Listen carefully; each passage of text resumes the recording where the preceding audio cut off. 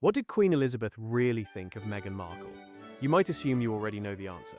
The tabloid headlines wrote themselves for years. Endless stories about tension, drama, and disapproval behind palace walls. But the truth is far more complicated than a simple thumbs up or thumbs down. Because the Queen's opinion of Meghan wasn't static. It wasn't fixed from the beginning. It changed dramatically over time, shaped by specific moments, public appearances, and private encounters that revealed the fundamental gulf between what Meghan wanted and what the Queen expected. And where that opinion started might genuinely surprise you. Because in the beginning, the Queen adored Meghan. Not polite tolerance, not stiff upper lip diplomacy, genuine warmth, real affection. The kind of enthusiasm that made the Queen break protocol in ways she almost never did for anyone, and body language that experts said showed something remarkable, a monarch who actually enjoyed being around her grandson's new wife. So what happened? How did the Queen go from giggling alongside Meghan like old friends to reportedly describing her in the harshest possible terms just weeks before her death? What did Meghan do or not do that shifted the Queen's opinion so completely? And what do their public interactions reveal about what was really happening behind closed doors? To understand where things ended up, you have to understand where they started. And they started in a place that contradicts almost everything the tabloids would have you believe. When Prince Harry first introduced Meghan to his grandmother, the Queen wasn't skeptical. She wasn't guarded. She was thrilled. The Queen saw something in Meghan that genuinely excited her. A modern woman who could connect with the Commonwealth in ways the traditional royals simply couldn't. Here was someone with global star power, biracial heritage, and a platform that reached millions of people around the world. And the Queen didn't just passively accept this relationship, she actively championed it. Consider this. The Queen invited Meghan to her annual Christmas celebration at Sandringham before Harry and Meghan were even married. Royal partners traditionally weren't invited to Sandringham until after the wedding. Catherine had waited years for that invitation. But for Meghan, the Queen made an exception. She wanted her there before she was even officially family. The Queen also assigned Sophie, the Duchess of Edinburgh, to serve as a guide and mentor to Meghan. Sophie was one of the Queen's most trusted confidantes, a woman who had successfully navigated the transition from outsider to respected royal. By pairing Meghan with Sophie, the Queen was sending a clear message. She wanted this to work. She was investing in Meghan's success. But the most striking evidence of the Queen's early affection came in June 2018. Less than a month after the royal wedding, the Queen invited Meghan on an overnight trip aboard the royal train, a privilege that had never been extended to any of the younger generation of royals. Not William, not Catherine, not even Harry himself, just Meghan. The two traveled to Cheshire together for a day of public engagements, and what the cameras captured told a powerful story. Body language experts analyzed their interactions extensively, and the consensus was remarkable. The Queen displayed what one expert called a genuinely authentic smile, the kind that crinkles the eyes and can't be faked. Both women were photographed leaning in toward each other throughout the day, an unconscious reaction between people who feel comfortable and at ease with one another. When they sat together, Meghan mirrored the Queen's posture, a sign of rapport and connection. And then there was the giggling. Photo after photo showed the two women laughing together, sharing what one body language expert described as a collusive and even secret-sharing relationship. Meghan would giggle behind her hand while the Queen smiled beside her. These weren't the stiff, formal interactions you might expect between a 92-year-old monarch and her grandson's new wife. This looked like genuine friendship. There was another moment from that trip that Meghan herself would later reveal, a private detail that showed just how warm the Queen had been in those early days. During her interview with Oprah years later, Meghan described being in a car with the Queen, traveling between engagements. The Queen had a blanket across her knees for warmth, and when she noticed Meghan was chilly, she simply said, "Meghan, come on," and spread the blanket over Meghan's knees as well.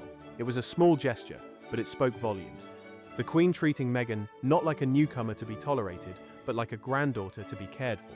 "It made me think of my grandmother," Meghan said, "where she's always been warm and inviting and really welcoming."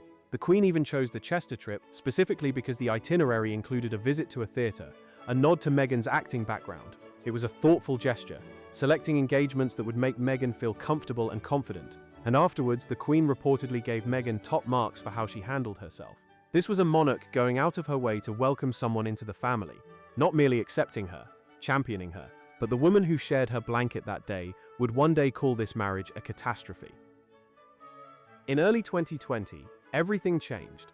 Harry and Meghan announced that they wanted to step back from their roles as senior royals. But they didn't want to leave entirely. They proposed what became known as the half-in, half-out model, a hybrid arrangement where they would continue to support the Queen on certain occasions while also pursuing their own commercial interests and building their own brand. To the Queen, it was impossible. She had spent 70 years protecting the monarchy, and she understood something fundamental. You cannot serve the crown part-time. You cannot represent an institution built on duty and service while simultaneously building a personal brand. The moment you start monetizing your royal connections, you compromise the integrity of the entire system. So she said no. Harry and Meghan could stay and serve, or they could leave completely. But they could not have it both ways. They chose to leave. Their final public appearance as senior royals came at the Commonwealth Day service at Westminster Abbey in March 2020. And the Queen's decisions about how to handle their attendance revealed everything about how her feelings had shifted. In 2018 and 2019, Harry and Meghan had walked down the aisle in the main procession behind the Queen, a mark of their status as senior working royals. But for 2020, the Queen approved a different arrangement. Harry and Meghan would enter separately. They would not be part of the royal procession. The printed order of service made no mention of them at all. The message was unmistakable. The Queen had personally authorized their demotion, and she wanted it visible. Inside the Abbey, the seating told the same story. Harry and Meghan were placed in the second row, away from the senior royals who had once been their equals. When the Queen processed in with Charles, the moment when all eyes were on the monarch, Harry and Meghan were already seated off to the side, watching like guests rather than family. The woman who had once put Meghan on the royal train, who had shared her blanket and giggled beside her like an old friend, had now approved arrangements that made their diminished status unmistakably clear. The warmth was gone. In its place was the cold machinery of institutional disapproval. In March 2021, Harry and Meghan sat down with Oprah Winfrey for a 2-hour interview that would send shockwaves through the royal family. The couple made explosive claims that Meghan had experienced suicidal thoughts and received no support from the institution, that a member of the royal family had raised concerns about how dark their son Archie's skin might be, and that the family had cut them off financially. The Queen's public response was measured. She released a brief statement acknowledging that the issues raised were concerning and would be addressed privately. She included one carefully worded phrase that royal watchers immediately recognized as significant: recollections may vary. It was the Queen's polite way of saying she didn't entirely agree with Harry and Meghan's version of events. But behind closed doors, the Queen was more than disappointed. She was deeply hurt. This wasn't just criticism of individual family members. It was an attack on the institution itself, the institution she had dedicated every single day of her life to protecting. She had sacrificed personal freedom, privacy, and countless family moments to serve the crown. And now her own grandson and his wife were publicly questioning the integrity of everything she had built. For the Queen, this felt like betrayal. But as devastating as the interview was, something else would cut even deeper, something personal. It had to do with a name. The Queen's name, in fact, the most personal thing she had. In June 2021, Harry and Meghan welcomed their daughter and named her Lilibet Diana. Lilibet was the Queen's private family nickname, a name used only by her closest relatives. Her parents had called her Lilibet when she was a child. Her beloved husband, Philip, had called her Lilibet throughout their 73-year marriage. It was an intimate name, reserved for the innermost circle of her life. After the birth, Harry and Meghan's team released a statement saying they had spoken with the Queen and that she was supportive of the name choice. The palace pushed back almost immediately. Sources close to the Queen suggested that she had not actually given her blessing, she had simply been informed. What happened next says everything about how far the Queen's opinion of Meghan had fallen. She was as angry as she'd ever been. The Queen felt that Harry and Meghan had taken something deeply personal and private, a name that connected her to her deceased parents and her late husband, and used it to generate headlines. They had, in her view, commandeered her identity for their brand. The fact that they had then publicly claimed her blessing, when the reality was more complicated, only made it worse. For a woman who valued discretion, privacy, and honesty above almost everything else, this was a profound violation of trust. The Platinum Jubilee in June 2022 would be the last time Meghan and the Queen appeared at the same public events. And the Queen's decisions about how to handle Harry and Meghan's attendance made her feelings unmistakably clear. While the working royals gathered on the Buckingham Palace balcony for the traditional Trooping the Colour appearance, Harry and Meghan watched from the Major General's office, visible only through windows. The Queen herself had decreed that only working royals would join her on the balcony. Harry and Meghan were explicitly excluded. At the service of Thanksgiving at St. Paul's Cathedral, The Queen authorized the seating arrangements that kept Harry and Meghan separated from William and Catherine, reportedly to prevent any interaction that might divert attention from her celebration. They entered separately. They sat on opposite sides of the cathedral. The Queen wanted distance, and she got it. The contrast with 2018 was devastating. The monarch who had once invited Meghan aboard the royal train, who had giggled beside her and shared her blanket, who had broken protocol to welcome her to Sandringham. That same monarch now approved arrangements designed to keep Meghan at arm's length. The most revealing moment of the Jubilee weekend happened in private, when the Queen finally met her great-granddaughter and namesake, Lilibet, for the first and only time. Harry and Meghan had reportedly hoped to have a photographer capture the historic meeting between the 96-year-old monarch and the 1-year-old girl who bore her name. The Queen's response was succinct: no chance. Palace aides wanted to ensure the meeting was a quick in-and-out job. The encounter was all quite formal, lasting somewhere between 15 minutes and an hour, depending on the account. Brief, controlled, and nothing like the warm family gathering Harry and Meghan might have hoped for. Archie made his deep bows, baby Lilibet cuddled the monarch's shins. The Queen remarked that she had expected the children to be a bit more American, meaning more rambunctious. They were, she said, the sweetest children.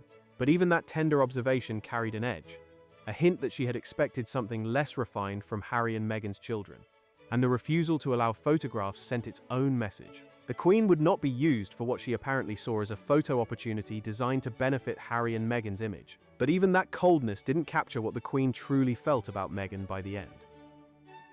By the final months of her life, the Queen's opinion of Meghan had completed its transformation.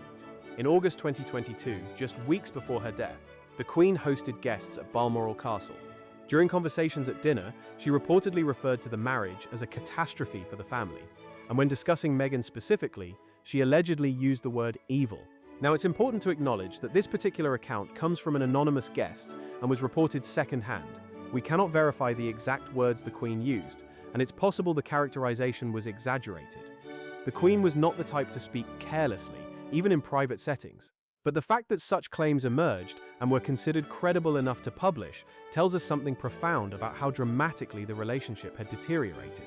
The woman who had shared her blanket with Meghan, who had leaned in toward her and laughed alongside her, who had given her top marks and broken protocol to welcome her, that woman now reportedly spoke of her in the harshest possible terms. The arc was complete. From genuine warmth to catastrophic disappointment, from giggles on the royal train to the word evil at Balmoral. What makes this story so devastating is how much the Queen invested and how completely that investment was thrown back in her face. The Queen genuinely wanted Meghan to succeed. The evidence is overwhelming. She broke protocol repeatedly. She offered guidance and mentorship. She created opportunities for Meghan to shine. Her body language in those early appearances showed real warmth, the kind that can't be manufactured for cameras. She gave Meghan every advantage, every benefit of the doubt, every chance to thrive. And in return, she got public accusations on international television. She got her private family nickname plastered across headlines without her true blessing.